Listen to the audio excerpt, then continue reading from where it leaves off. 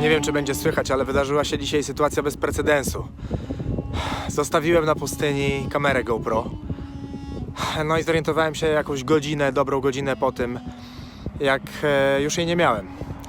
A że przestrzenie są tutaj po prostu gigantycznie wielkie, no to straciłem absolutnie nadzieję na to, że mogę ją odzyskać.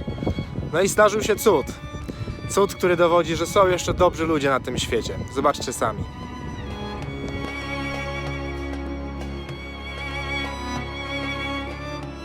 Zwiedzając Izrael na własną rękę, warto wynająć samochód. Drogi są bezpieczne i dobrze oznaczone. Kierując się z północy kraju na południe do Elatu, staniemy przed wyborem, którą drogę wybrać. Szybszą 90 czy ładniejszą 40. Zdecydowanie rekomendujemy 40 i odwiedzenie Mitzpe Ramon i samego krateru Ramon.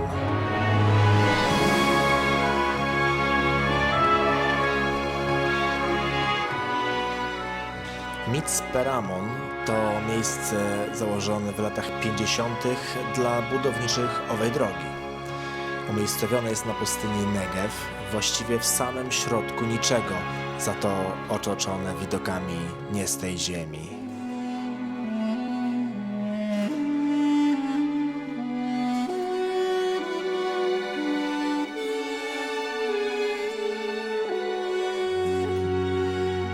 Wracając do historii zgubionej kamery. Fakt jest o tyle ważny, że miał miejsce w drugim tygodniu naszej podróży. Gdyby kamera przepadła, wraz z nią przepadłby także cały materiał zarejestrowany wcześniej. Zdjęcia z Tel Awiwu, Haify, północy Izraela i przede wszystkim z Jerozolimy ucieszyłyby potencjalnego znalazcę, ale po co mu nasze zdjęcia? Jak się to mogło stać? Otóż na jednym z punktów widokowych postawiłem kamerę, aby nagrała timelapse i zająłem się dronem. Ten a jakże nagrał nas na pustyni oraz kamerę, która w tym momencie jeszcze stała na statywie. Potem zająłem się spakowaniem drona do plecaka i odjechaliśmy. Po godzinie zorientowałem się, że jej nie mam. Godzina drogi z powrotem właściwie bez nadziei na znalezienie. Nie ma. Ktoś musiał ją zabrać. Okay, Video ab, Leute.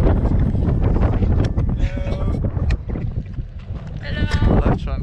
Ja. We found your camera and hope you will find it. Have a nice holiday. Good luck. Obcy ludzie znaleźli nasze GoPro i specjalnie ukryli w skałach, aby mógł je odszukać tylko ten, kto wiedział, gdzie zostawił zgubę. Bohaterowie dnia ocalili sprzęt i nagrany materiał.